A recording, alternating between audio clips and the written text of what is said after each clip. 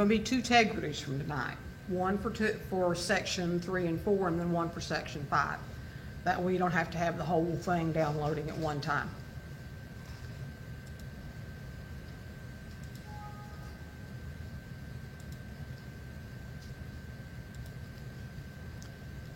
So here's where we start. I'm going to talk about something called a matrix inverse. The inverse of a number is something that turns it into the identity. In other words, if you multiply A by its inverse, it turns it into 1. Okay? In arithmetic, it's usually the reciprocal. That's what we call the reciprocal. This is not the first thing on your handout, but this is the problem that we're going to solve toward the end of the handout. This is why a matrix inverse might be a useful thing to be able to use and be able to solve systems of equations. Now, we could solve this system with the reduced row echelon form when we get started. We could actually do that.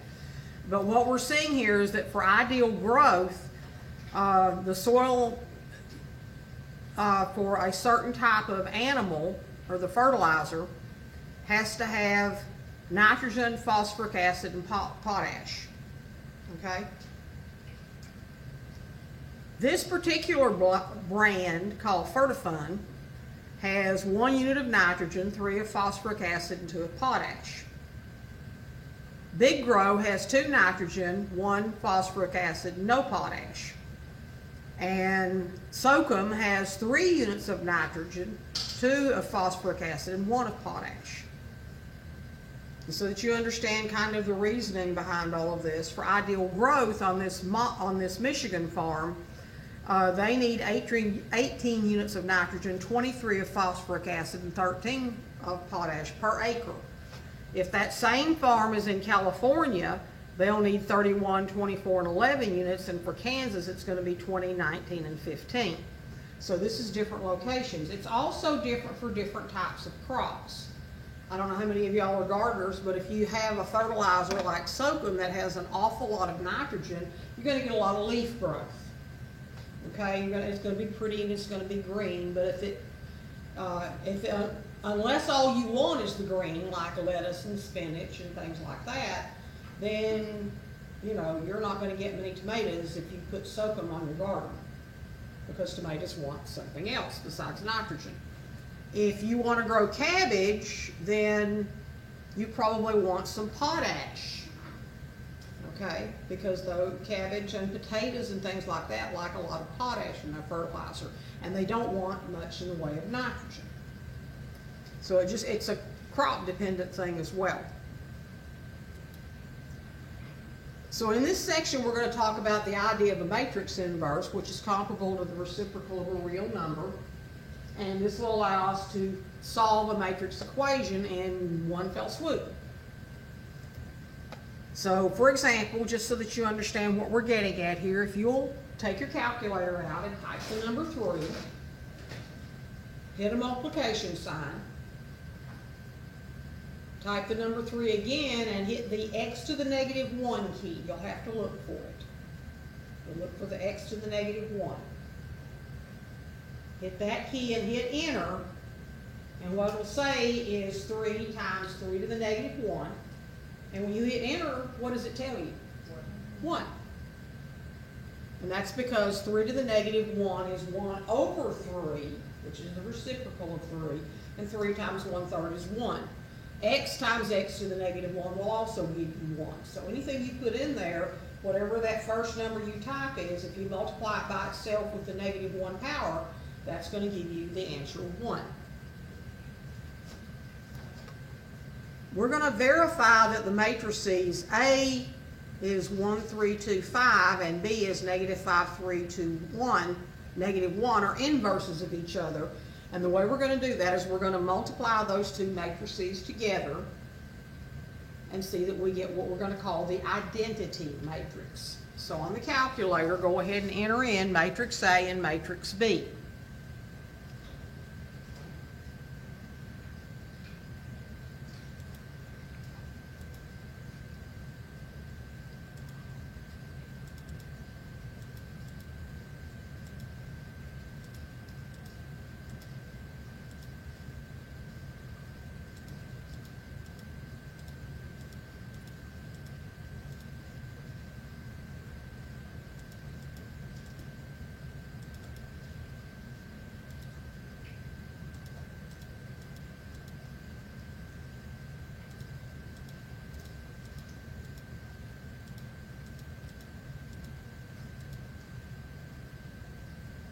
Ew, messed that one up.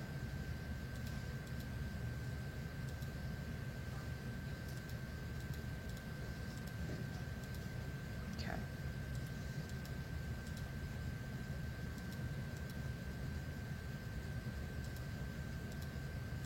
So there's matrix A and matrix B. And if I multiply A times B,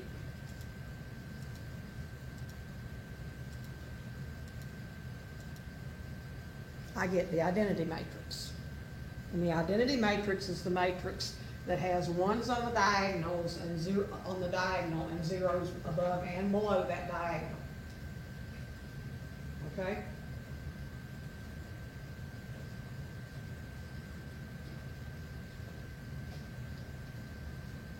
There is no such thing as matrix division. This is as close as it gets.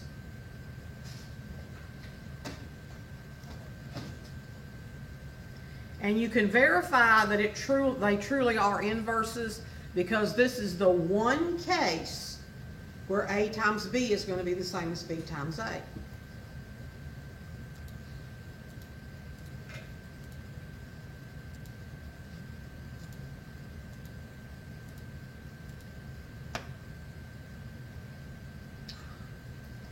Well, that is B times A. It just wasn't what I intended to type, but you can verify that.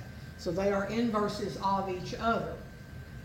It is the only time that the product is commutative, only if they are inverse matrices.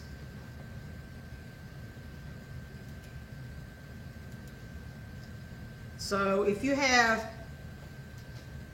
this is matrix A, you find its inverse as I just showed you with the number. We're going to hit the matrix button and edit matrix A. And in this case, A is a 3 by 3. And A's entries are 1, 0, 1, 2, -2, -1, 3, 0, 0.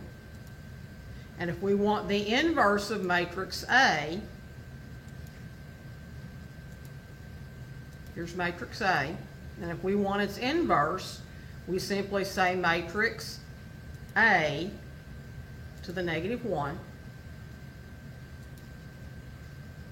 and we get A's inverse, which happens to be in decimals, but I can turn it into its fraction. The math button like we've done before and get the fractions.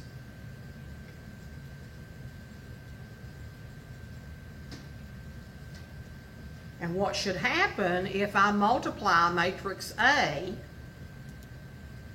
times its inverse is that I will get the identity matrix. Okay? Now here's a key point that I'm going to re-emphasize later. Only square matrices have inverses. 2 by 2, 3 by 3, 4 by 4 have inverses. 2 by 3, 3 by 2, no inverse. Situations like that, you're going to have to use a different method to do anything with them. But for the methods where they work, this is wonderful. And I think you're going to like this a lot. Now, I've given you 2 there to practice with. I'm going to let you actually practice those 2 on your own. So we're going to skip over those in the interest of being able to solve that problem at the end of class and not have to be here until 10 o'clock tonight. So, how do you solve a system of equations using inverses? Well, first of all, we're going to set up the matrices a little differently from the way we did before.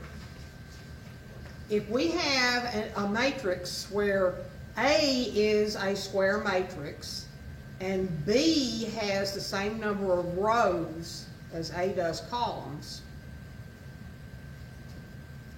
and X represents a matrix of unknowns, such as x and y or x, y, z, which will also have the same dimensions as matrix B, then we can solve that system by multiplying both sides of that equation by the inverse of A.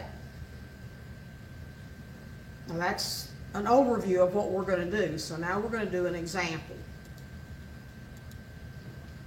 We're going to use the inverse of the coefficient matrix to solve this system.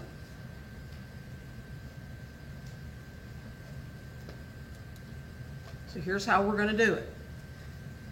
We're going to turn it into a matrix equation, not a single matrix, but a matrix equation. And the matrix equation we're going to use is, first we're going to use the coefficient matrix only. 5, 4, 4, negative 3 are the coefficients. So that's matrix A.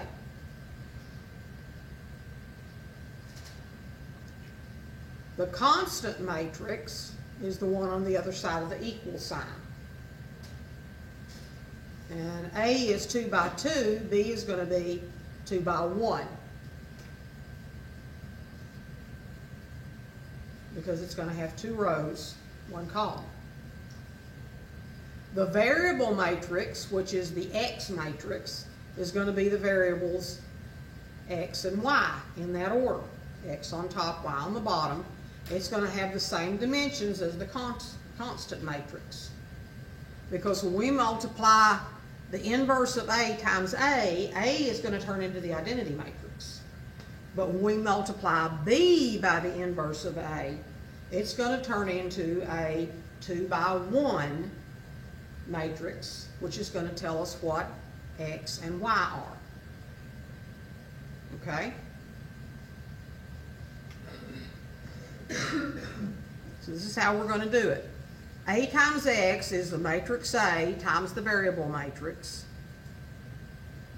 And matrix B is 23/6. To solve the system, we first need to find the inverse of A.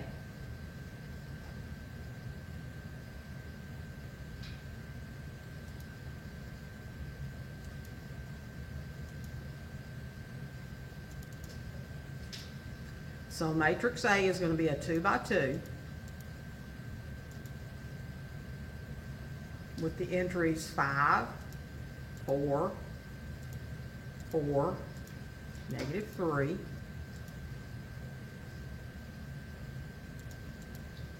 and then matrix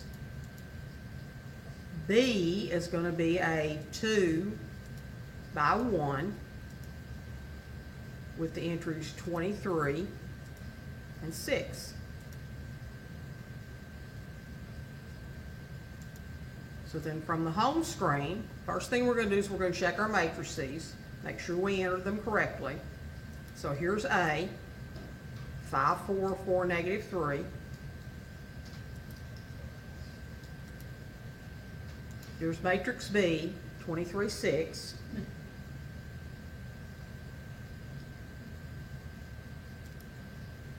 Here's matrix A times, wrong one, sorry.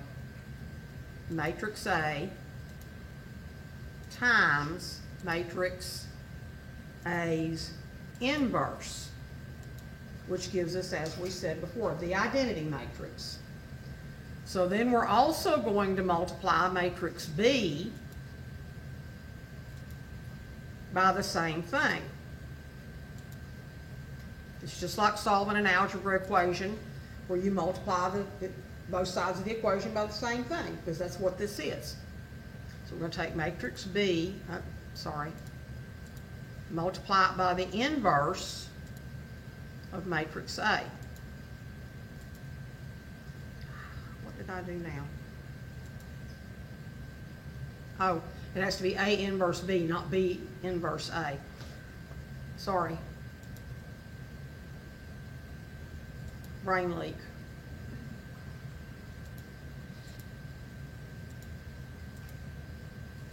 Remember we said matrix multiplication is not commutative. So that tells us X is equal to 3 and Y is equal to 2. Okay? Now, if you want, you can go back to some of the problems that you solved in section 2.2 and apply this method to them. And most of them you should be able to verify the answer you got the other way is the same as the one you'll get this way. You cannot use that method on all of them, however. If you've got a system where you have more rows than columns or more columns than rows, it won't work. And it also is not necessarily going to work where there is no solution or infinitely many solutions. When you try to use the inverse matrix on those, you'll find out that it didn't work, which is your clue that you have to do it the other way. That's why we learn two methods. The inverse matrix method actually is faster, but the reduced row echelon form always works and tells you what the solution is, even if there are many solutions or no solution. The inverse won't work because it only works if you've got a unique solution. Okay?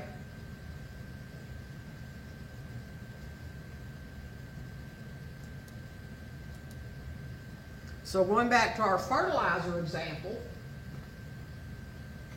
our system of equations says that for Michigan, you need 1 unit of nitrogen, 2 units, I'm sorry, we're doing these by the brands. I wasn't thinking of states. So for Fertifund brand of fertilizer, 1 unit of nitrogen, 2 of still not going in the right direction. For nitrogen, Fertifund supplies 1, Big Growth supplies 2, Socom supplies 3, and we need a total of 18 units of nitrogen. So those need to add up to 18. Phosphoric acid, we need 3 that we get from Fertifund, or we can only get 1 from Big Grow or 2 from Socom. But at any rate, whatever we buy, we've got to have 23 units of phosphoric acid.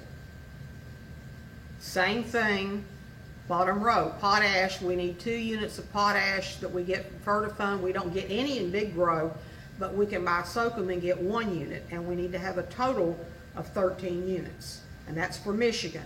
Now in California, 31, 24, and 11 are going to be these constants.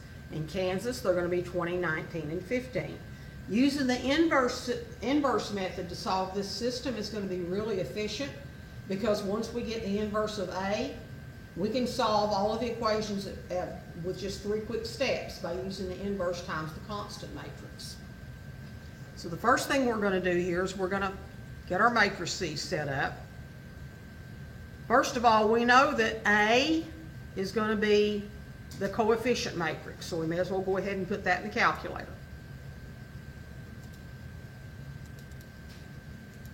It's going to be a 3 by 3. And that 3 by 3's entries are 1, 2, 3 for nitrogen, 3, 1, 2 for phosphoric acid, and 2, 0, and 1 for potash. So the first thing I'm going to do is find the inverse of A.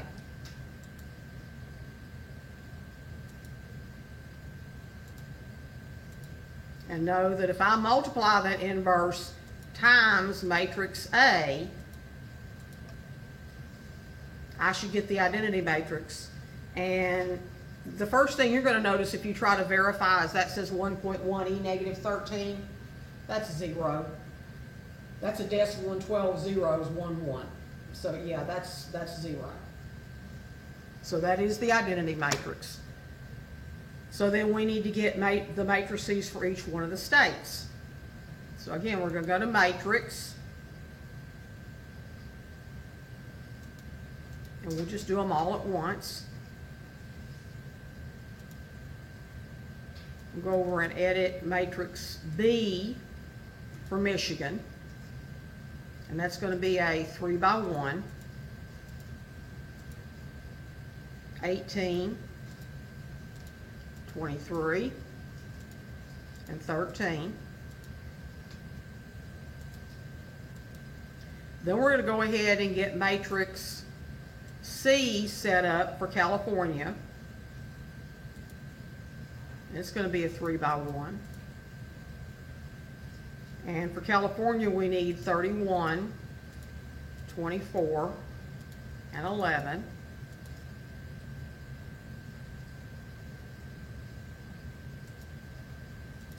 And then we're going to go ahead and get matrix D, we'll call it.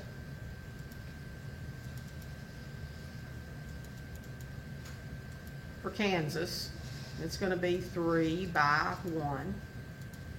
And its entries are 20, 19, and 15.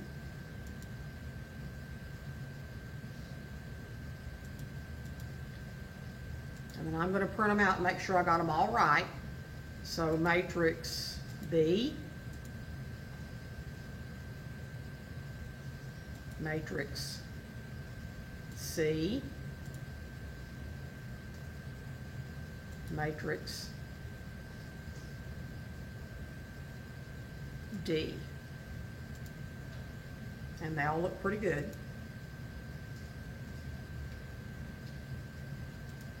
So now we're going to start solving. Remember, you do the inverse first. So matrix A inverse times matrix B.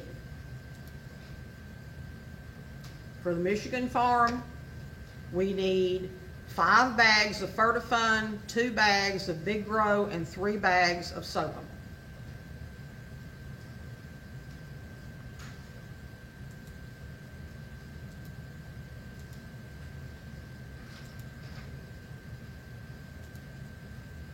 A inverse C, and you notice there you don't even actually have to put the multiplication in, says we need 2 bags of Fertifund, 4 bags of Big Grow, and 7 bags of Socom.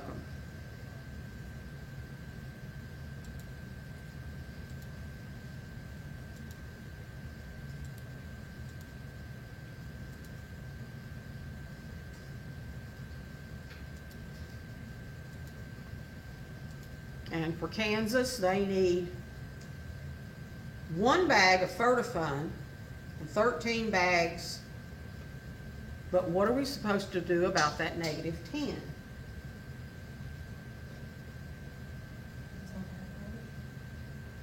Well, if it was inventory, maybe.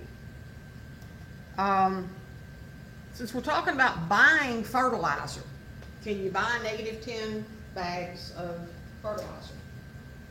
Okay, well, if I can't buy that bag of fertilizer, and if I'm buying enough bags to meet all the nutrient requirements, they're going to have to, what's going to happen here is I'm going to have to buy more than I need of some of it. Okay, which means that he's going to wind up in that state, he's going to wind up with too much nitrogen and too much potash in order to try to satisfy the phosphoric acids. He doesn't really have a solution from those 3 companies. Okay? That's what that means. You can't have negative numbers of bags of fertilizer or negative units of fertilizer. So he doesn't have a good solution dealing with those 3 companies. Now in the next chapter we'll talk about maybe ways that he could solve this problem. Okay? But he can't actually meet his needs. And if he has to buy excess, that's going to cost him money because he's going to be throwing away fertilizer he doesn't need.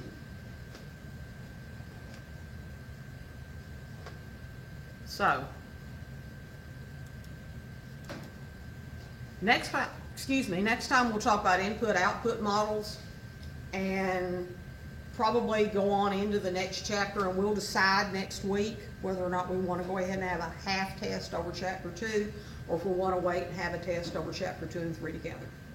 Okay? When is fall break, out of curiosity? Monday and Tuesday. Next next week. Okay. So the next time we meet will not be next week, it will be a week from Monday. That's why I said at that time, we'll decide, do we want to go ahead and have a half test, or do we really want to wait till the end of the month? It might be better to do this while it's still kind of fresh in your mind. Yeah.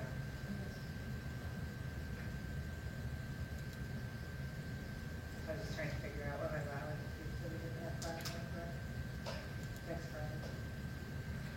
Is that what- You will have class next Friday. Yeah, It's that's only what I Monday and thought too, but Tuesday. he thinks we have fall break, I think. Weird. He's fooled if he does. Yeah. Okay, so now using the idea of what we The learned, system of linear equations can be written in this form, putting all our variables on one side and the constants on the other. now before I hit go, because I want to make sure you understand, this first equation, x1 plus 5 is equal to the 4 plus the 6. That 5's going to go over here with 4 plus 6, so that's 4 plus 6 is 10 minus 5 is 5. x2 plus 6 is equal to x1 plus 3. Well, x1's got to move over here, and 6 has got to move to the other side, so that's negative x1 plus x2, and then 3 minus 6 is negative 3. And the same thing here, x2's got to come over here in front of x3, so it becomes negative x2 plus x3. And then the 4's got to come over here with the 7, so 7 minus 4 is 3. And then the last one, all you got to do is add 6 and 5 and get 11, and then just swap them around. So there's where your system comes from. There's your linear equations. Write the system as AX equals B, where A is a coefficient matrix, X is the variable matrix, and B is the constant matrix. Solve using the inverse matrix of A. What goes here?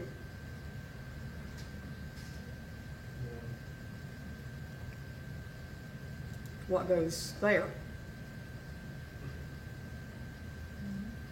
1. What about here? And what goes here?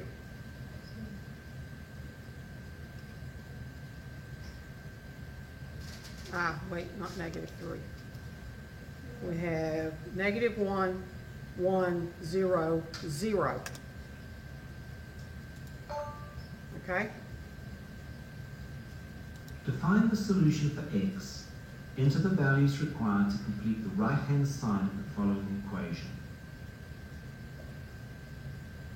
Okay, we're going to have to find the inverse of A.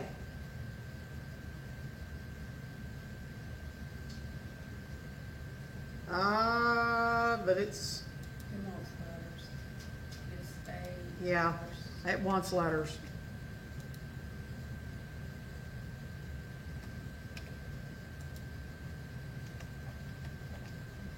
I was trying to figure out, trying to Now, remember. Enter the values of the inverse of matrix A. Okay, now we have to find A inverse.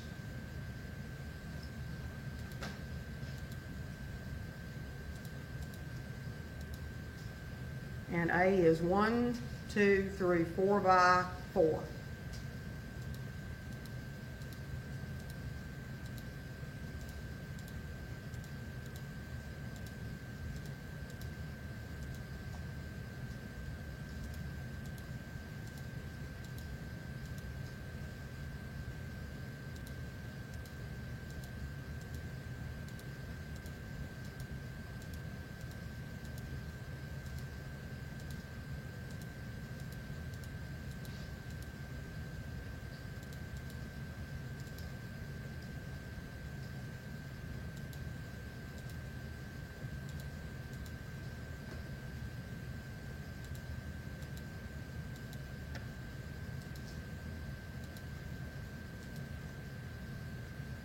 So A inverse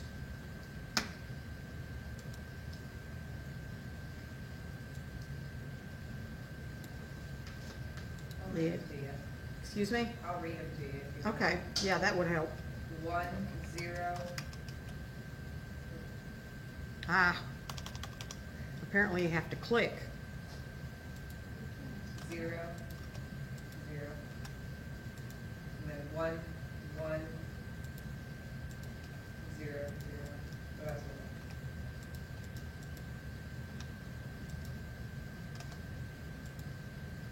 one. 1, 1, 0, and then negative 1, negative 1, negative 1, 1.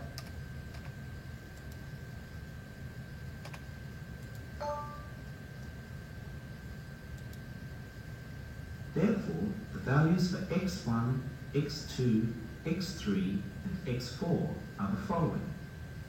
Enter in these values and click Submit. Okay, that means we need to come over here and edit matrix B into a 4 by 1.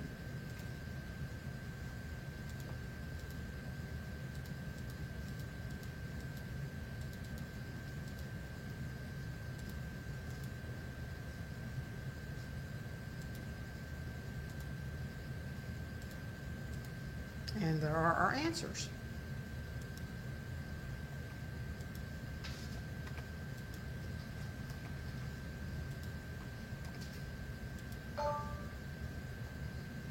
Congratulations! In this example, we solved a system of linear equations in 4 variables using inverse matrices. Okay? Would you like to continue with the problem to solve a system of linear equations using this rule? Not tonight, thank you.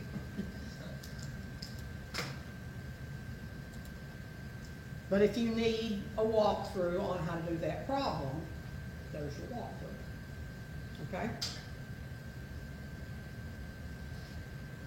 And once again, as I said, I promise that won't be on a quiz or a test unless I were to put it on there as a bonus. I mean, it's a little too time consuming for a regular problem. Okay? Are we good to go? We could finish tonight, but I don't think I want to push it. I would like to give you the chance to go home, practice a little bit, have a good fall break, enjoy yourself. I will see you 2 weeks from tonight.